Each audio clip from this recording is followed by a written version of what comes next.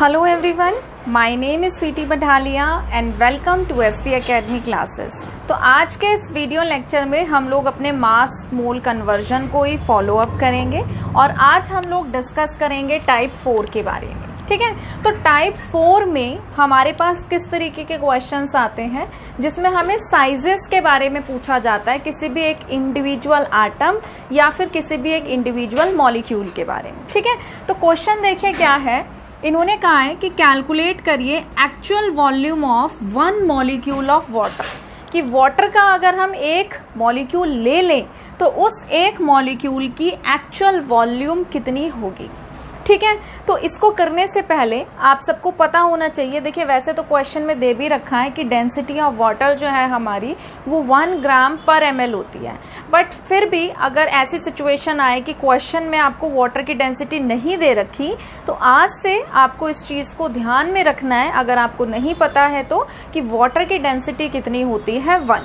ठीक है, और पता है तो बहुत अच्छी बात है। तो चलिए अब हम इसके सॉल्यूशन की तरफ बढ़ते हैं। अब देखो, सबसे पहले चीज तो क्या है कि हमें ये पता है कि वाटर की जो डेंसिटी है वो कितनी होती है, 1 होती है।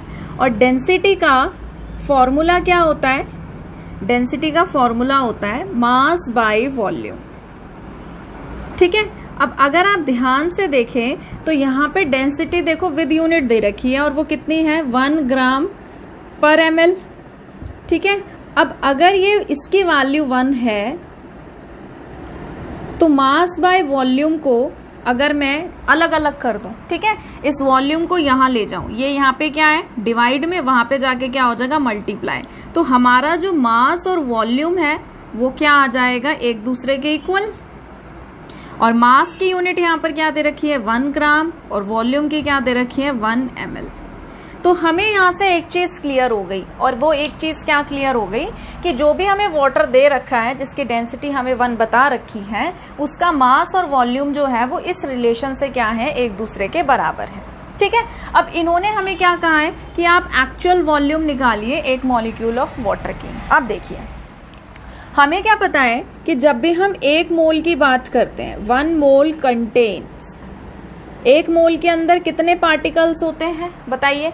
1 मोल के अंदर एवोगैड्रोस नंबर ऑफ पार्टिकल्स होते हैं, तो हम कह सकते हैं कि 1 मोल के अंदर हमारे पास इतने वाटर के मॉलिक्यूल्स हैं, क्योंकि इस टाइम किसकी बात हो रही है, मॉलिक्यूल्स की।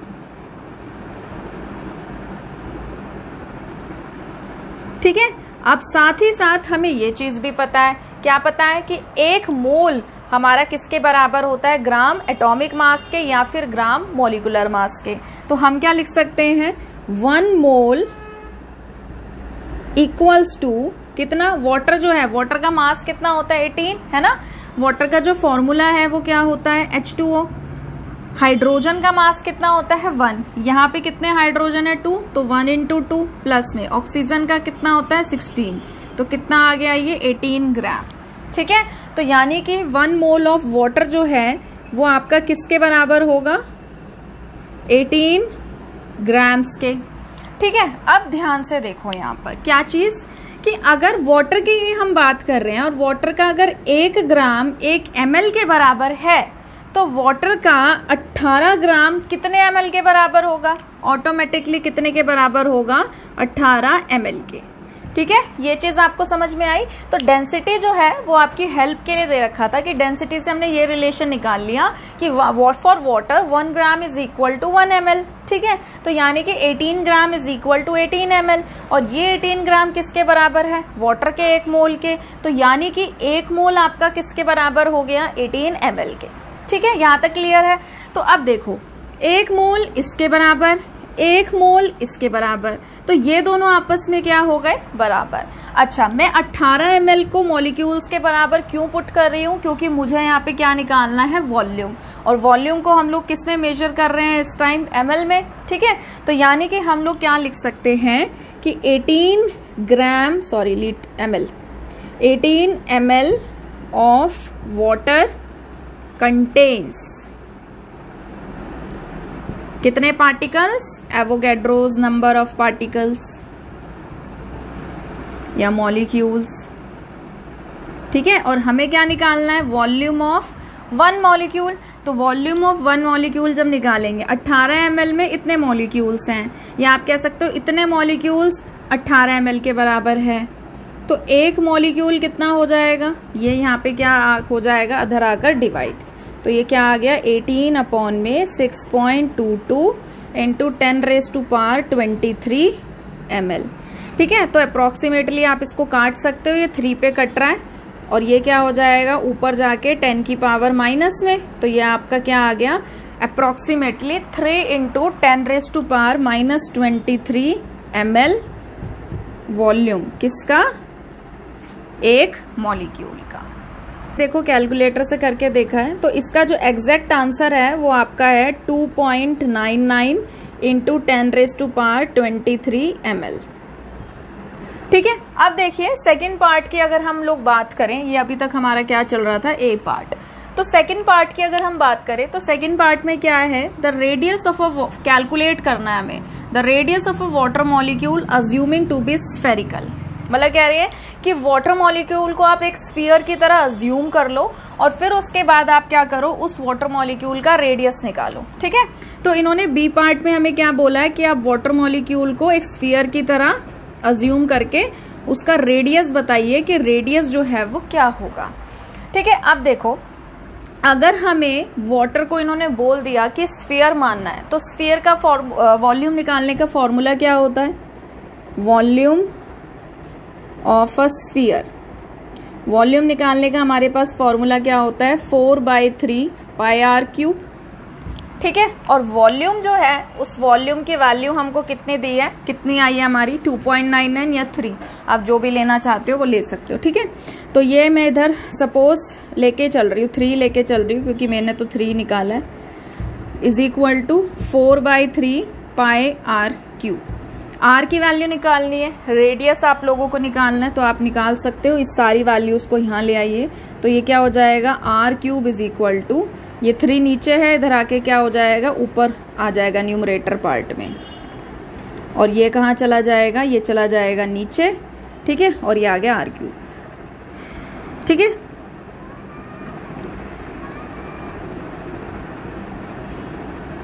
अच्छा एक चीज हमारी और रह गई है, हमारा पाई भी रह गया, तो पाई भी ऊपर है, इसको नीचे ले आओ। पाई की वैल्यू क्या होती है 22/7। ठीक है, या फिर 3.14, तो आप इसको क्या पुट कर सकते हैं 3.14। ठीक है, तो राउंड ऑफ आप लोग काट दीजिए, 3 से 3 कट गया, 3/4 आ गया। 3/4 को अगर आप सॉल्व करोगे तो 0.7 आपका कुछ आंसर आएगा।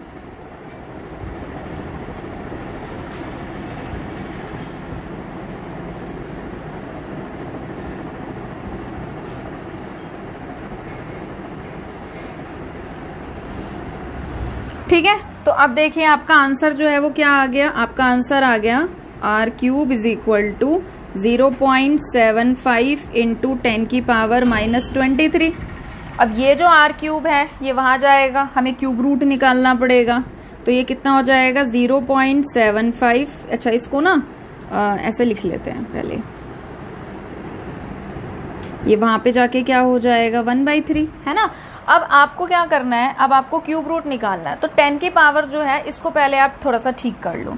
तो मैं क्या कर रही हूँ, इस 0.7 को 7.5 कर रही हूँ, तो ये क्या हो जाएगा 7.5 इंटू में, अब जब मैंने छोटे से इसको बड़े में किया तो पावर क्या हो जाएगी नेगेटिव, तो ये क्या हो जाएगा 10 की पावर -24। अब इसका आपको क्यूब रूट निकालना जो है थोड़ा सा इजी रहेगा, तो 24 का जब आप क्यूब रूट निकालेंगे तो क्या हो जाएगा आपका -8 है ना।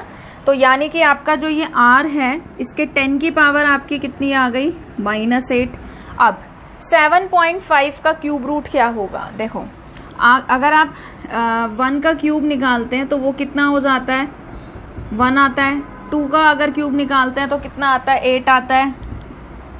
ठीक है, अगर आप देखो तो आपका जो आंसर है वो कितना है 7.5, मतलब कि वो आपका कहाँ आ रहा है 1 और 8 के बीच में आ रहा है, बट 7.5 जो है अगर आप ये लोगे ना 2.99 अगर आपने यहाँ पे लिया होता तो ये आपका 7.5 से भी ज्यादा आता, मतलब कि नियर अबाउट कहाँ आता 8 के पास आता, 8 से कम आता पर आपका 8 के आसपास आता। तो यानी कि अगर हम इसको सॉल्व करेंगे तो इसका जो क्यूब रूट आएगा आंसर, वो सॉल्व करके कितना आएगा 1.9। ठीक है, तो आपका जो रेडियस निकला है वो कितना निकला है 1.9 इंटू 10⁻⁻8, और इसको आप जो सॉल्व कर रहे थे आ गया 1.9 इंटू 10⁻⁸ सेंटीमीटर।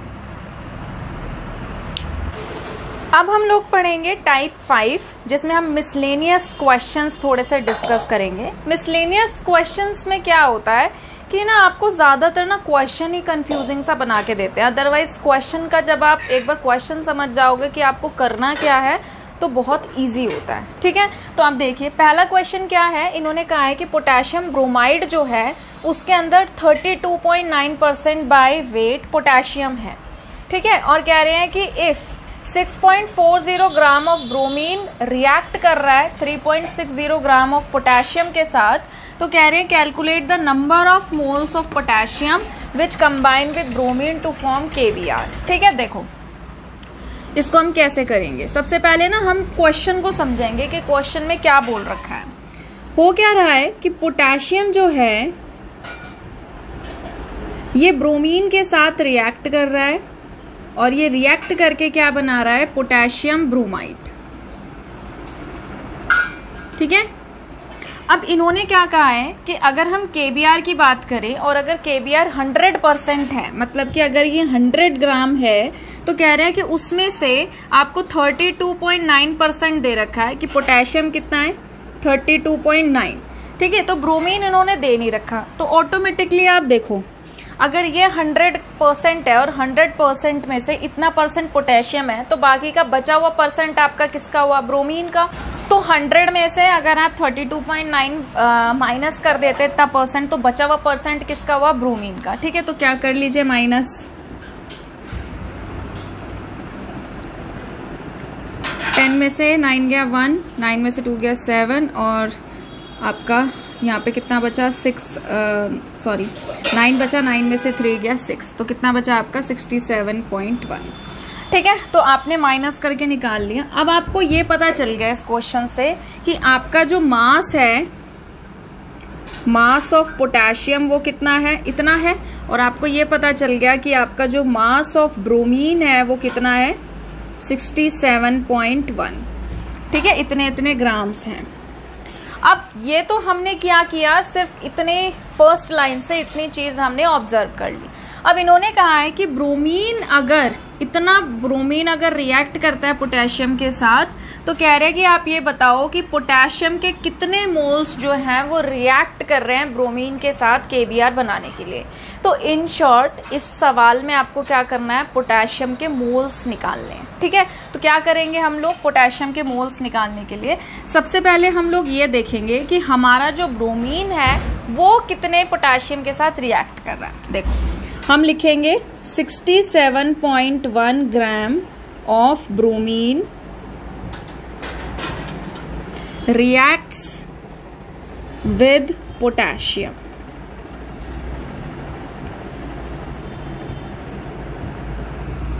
ठीक है, 67.1 ग्राम ब्रोमीन जो है वो कितने पोटेशियम के साथ रिएक्ट कर रहा है 32.9 ग्राम। तो अब हमारा अगर हम किसका निकाल रहे हैं 1 ग्राम का, तो 1 ग्राम ऑफ ब्रोमीन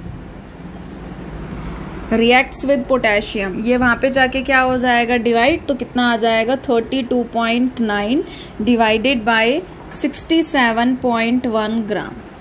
ठीक है, अब क्वेश्चन में हम लोगों को कितना दे रखा है ये ब्रोमीन कितना दे रखा है हमको 6.40 ग्राम, तो यानी कि 6.4 ग्राम ऑफ ब्रोमीन ये कितने पोटेशियम के साथ रिएक्ट कर रहा है 32.9 डिवाइडेड बाय 67.1 इनटू में क्या हो जाएगा 6.4। ठीक है, तो जब आप इसको सॉल्व करेंगे तो सॉल्व करके आपका जो आंसर है वो आपका आएगा अप्रोक्सीमेटली 3.12 या 3.14 ग्राम आएगा। ठीक है, तो आपको यहां से क्या पता चल गया, आपको यहां से गिवन मास पता चल गया। किसका गिवन मास, पोटेशियम का। ये पोटेशियम का निकाल रहे थे। अब आपको यहाँ पे क्वेश्चन में क्या पूछा है कि आपको नंबर ऑफ मोल्स निकालने हैं पोटेशियम के। मोल्स निकालने का हमारे पास फॉर्मूला क्या होता है, मोल्स निकालने का हमारे पास फॉर्मूला होता है गिवन मास अपॉन में एटॉमिक मास। और आपको पता है पोटेशियम का गिवन मास इस टाइम कितना है 3.14 और मोलर या एटॉमिक मास कितना होता है पोटेशियम का 39। ठीक है, तो जब आप इसको सॉल्व करेंगे तो इसको सॉल्व करके आपका जो आंसर है वो आएगा 0.080 और 5 कुछ ऐसा 5 या 6 देख लेना जो भी है, इतने मोल जो है वो आपका आंसर आ रहा है। नेक्स्ट क्वेश्चन देखते हैं। नेक्स्ट क्वेश्चन में देखिए क्या है, the cost of table salt NaCl and sugar are this rupees kg and जैसे 12 रुपीज पर kg है और यहाँ पे कितना है 36 रुपीज पर kg है। कैलकुलेट देयर कॉस्ट पर मोल, मतलब कि हमें एक मोल की निकालनी है। ठीक है, तो बहुत आसान है, इसको भी हम लोग कर लेते हैं। तो देखिए सबसे पहले तो आपको ये पता है कि हम जब भी बात करते हैं एक मोल की तो वो किसके बराबर होता है, ग्राम एटॉमिक मास के या फिर ग्राम मॉलिक्यूलर मास के। तो अब क्योंकि यहाँ पे हमें मॉलिक्यूल्स दे रखे हैं तो हम क्या लिखेंगे, ग्राम मॉलिक्यूलर मास के बराबर। तो 1 mole is equal to gram molecular mass. ठीक है, तो ए पार्ट हम लोग सॉल्व कर रहे हैं। ए पार्ट में हम सबसे पहले NaCl का सॉल्व कर रहे हैं, मतलब NaCl के 1 मोल का हम लोग कॉस्ट निकालेंगे। ठीक है, तो अब देखो आपको ना क्वेश्चन में बोल रखा है कि 1 kg जो है NaCl का वो कितना है 12 रुपए। तो हमने लिखा 1 kg is equal to 12 rupees.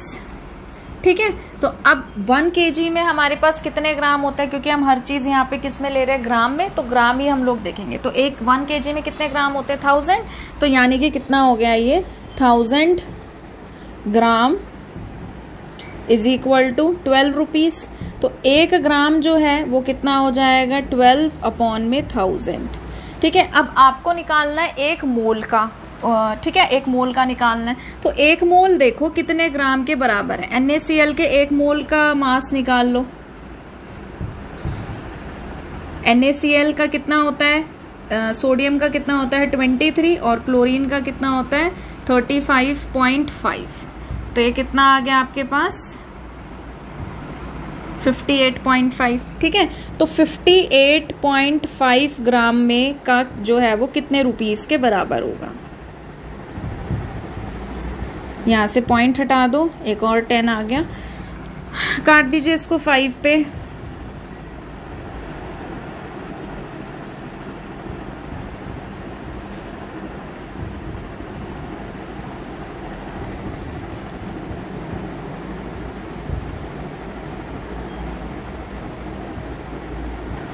ठीक है, तो ये आपका कितना आ गया 7020 डिवाइड बाय 1000, तो कितना हो गया 0.702। अब ये आपके रुपीज आए हैं।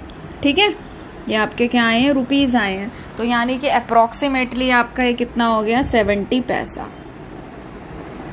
ठीक है, अब आप देखो क्या ये सवाल मुश्किल था, नहीं था। बस इन्होंने क्या कहा था कि अगर हम टेबल सॉल्ट की बात करें, अगर NaCl ले रहे हैं और वो 1 किलो 12 रुपए का है, हमने लिखा 1 किलो 12 रुपए का है। 1 किलो में कितने ग्राम होते हैं 1000, तो हमने लिखा 1000 ग्राम भी 12 रुपए का है। तो 1 ग्राम कितने रुपए का हुआ, इतने का। और हम इन्होंने बोला है कि उसके 1 मोल का आप पैसा बताओ। तो 1 मोल किसके बराबर होता है, उसके मॉलिक्यूलर मास के। तो मॉलिक्यूलर मास हम लोगों ने निकाला, कितना आया 58.5 ग्राम। तो हमने निकाला कि 58.5 ग्राम से मल्टीप्लाई करके वो कितने रुपीस के बराबर होगा। ठीक है, अब हम इसका बी पार्ट करते हैं। बी पार्ट आप वीडियो पॉज करके खुद ट्राई करिए। अब किसका निकालना है, शुगर का, सुक्रोज का। सुक्रोज का फॉर्मूला मैंने कई बार बोला है, याद रखा करो, कितना होता है C12H22O11। ठीक है, तो सेम वही चीज करनी है।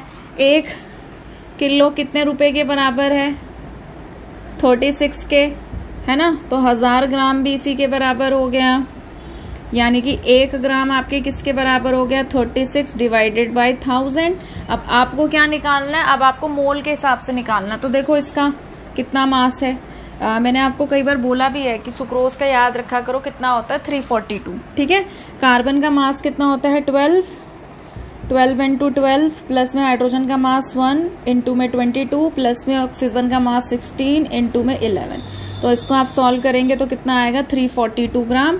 ठीक है, तो 342 ग्राम का कितना होगा? 342 ग्राम का ये होगा 36 डिवाइडेड बाय 1000 इनटू में 342। तो 342 को आप मल्टीप्लाई कर लीजिए 36 से।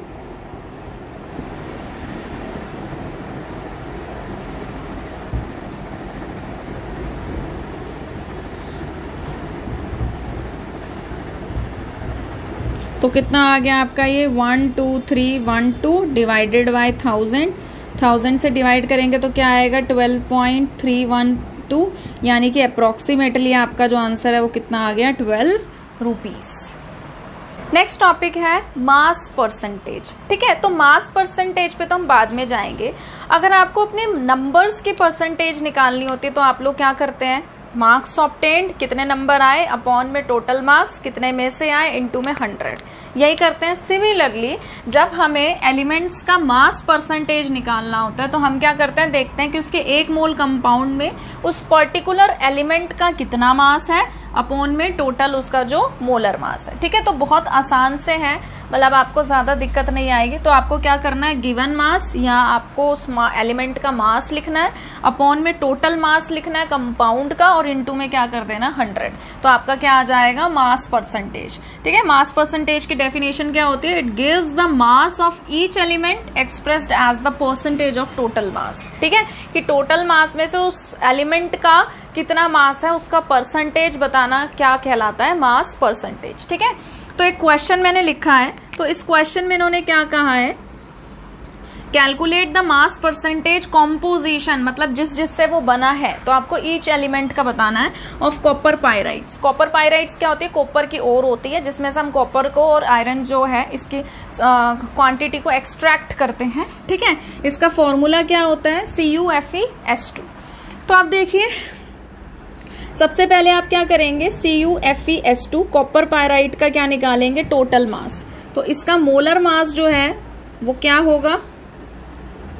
देखो, एक तो कॉपर का मास, प्लस में Fe आयरन का मास, प्लस में सल्फर। सल्फर यहाँ पे कितना है? 2 टाइम्स है, तो यानी कि 2 टाइम्स आपका क्या होगा? सल्फर का मास।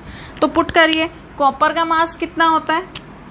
63.5। आयरन का मास होता है एग्जैक्टली जो है वो होता है 55.8।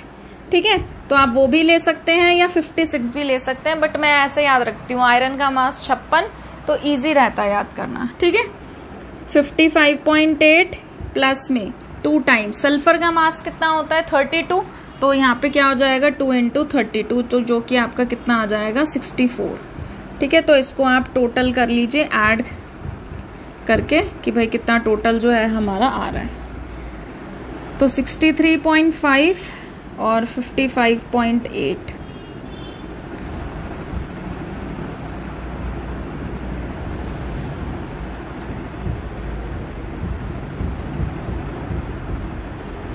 तो टोटल जो मास आ रहा है वो कितना आ रहा है? 183.3। ठीक है, अब आपको क्या निकालना है? Mass percentage. तो मास परसेंटेज निकालते जाइए। Mass percentage of copper. तो कॉपर के लिए आप कॉपर का मास देखो कितना है? कॉपर का मास होता है 63.5 डिवाइडेड बाय टोटल कितना है? 183.3 इनटू में क्या हो जाएगा? 100। तो यहां से आप कॉपर का मास निकाल दो। फिर है mass percentage of iron. Iron का निकाल दीजिए। आयरन का कितना है? 55.8 डिवाइडेड बाय 183.3 इनटू में 100। और फिर आप निकाल दीजिए सल्फर का। अब देखो ध्यान रखना है, सल्फर यहाँ पे कितना है टोटल? 32 × 2 यानी कि 64। तो mass percentage of sulphur, sulphur का कितना हो जाएगा? 64 अपॉन में कितना हो गया? 183.3 इनटू में 100। ठीक है, तो आप इसको सॉल्व करके इसका आंसर जो है वो मैच करके देख सकते हो कि ये आंसर आ रहा है या नहीं आ रहा है। मेन जो चीज़ थी वो यहाँ पे ये बताना था कि भाई आप इस क्वेश्चन को कैसे सॉल्व करोगे। अदरवाइज कैलकुलेशन पार्ट तो देखो आप भी कर सकते हो। अगर मैं हर क्वेश्चन में कैलकुलेशन करने लगी तो वीडियो बहुत ज़्यादा लंबी हो जाएगी। ठीक है, तो आप इसको सॉल्व करके देख लेना कि आपका आंसर यही आ रहा है कि नहीं आ रहा है। मैं आपको आंसर्स बता देती हूँ। ठीक है, तो अगर आप इनके आंसर सॉल्व करेंगे तो आंसर्स देखिए क्या क्या आ रहे हैं। कॉपर का जो मास है वो कितना आ रहा है 34.64%। Fe का जो मास परसेंटेज है वो कितना आ रहा है 30.44%। और सल्फर का जो मास परसेंटेज है वो कितना आ रहा है 34.91%। ठीक है, अगला क्वेश्चन देखिए। अगला क्वेश्चन है calculate the percentage composition of urea. ठीक है, तो आपको पता होना चाहिए कि यूरिया का फॉर्मूला क्या होता है। यूरिया का फॉर्मूला होता है NH2C+O NH2। ये आप याद कर लो कि यूरिया का ये फॉर्मूला होता है। ठीक है, तो आपको परसेंटेज कॉम्पोजिशन निकालना है, तो सबसे पहले आप लोग क्या करेंगे, टोटल मास निकालेंगे। तो हम लिख रहे हैं मोलर मास ऑफ यूरिया। ठीक है, अब देखो इधर भी NH2 है, इधर भी NH2 है, तो आप NH2 का मास निकाल के इंटू 2 कर दो। ठीक है, नाइट्रोजन का कितना होता है 14, हाइड्रोजन का कितना होता है 1, यहाँ पे कितने हैं 2, तो 14 + 2 कितना हो गया 16, इंटू में 2 इसका भी हो गया, प्लस में कार्बन का कितना होता है 12 और ऑक्सीजन का कितना होता है 16। ठीक है, तो 14 और 2 कितना हो गया 16, 16 इंटू 2 कितना हो गया 32, प्लस में 12 प्लस में 16, इसको ऐड कर लेते हैं तो ये आपका 60 के आसपास आएगा। देखो ये हो गया 10 4 5 6, तो कितना आ गया ये 60। अब आपको क्या करना है, मास परसेंटेज निकालना है हर एक का। तो सबसे पहले देखिए मास परसेंटेज ऑफ हम लोग निकाल लेते हैं किसका, सबसे पहले कार्बन का निकाल लेते हैं। तो कार्बन का मास कितना होता है 12 अपॉन में कितना हो गया 60 इंटू में क्या हो गया 100। बहुत आसान है, 0 से 0 कट गया, ये इससे कट गया, तो कितना आ गया आपका 20%। सिमिलरली आप कैसे निकाल सकते हैं, बाकी एलिमेंट्स का भी निकाल सकते हैं। परसेंटेज ऑफ ऑक्सीजन, ऑक्सीजन का कितना होता है मास 16, तो कितना हो गया 16/60 इंटू में 100। ठीक है, निकाल लोगे, आसान है, 0 से 0 कट गई, इसको 2 पे काट दीजिए, 2 × 6 और 2 × 8 16। ठीक है, तो 80/3 आ गया। तो 20 देख लो कितने पे जा रहा है, ये 20 कुछ आएगा।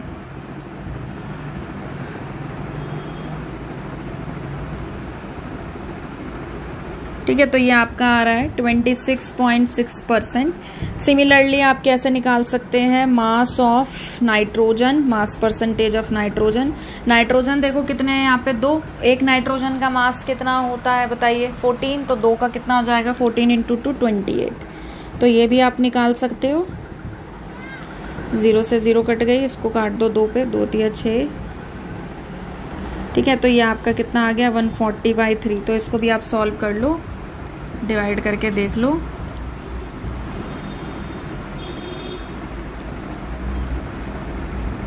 ठीक है, तो ये आपका किस पे जा रहा है 46.6%। सिमिलरली आप हाइड्रोजन का भी निकाल के देख सकते हैं। तो हाइड्रोजन का कितना हो जाएगा, मास परसेंटेज ऑफ हाइड्रोजन, कितने हाइड्रोजन है यहाँ पर 4 है, तो कितना हो जाएगा 4/60 इंटू में 100। 0 से 0 कट गई, 2 से काट रहे हैं इसको, तो ये कितना आ गया आपका 20/3। 20/3 को सॉल्व कर लीजिए।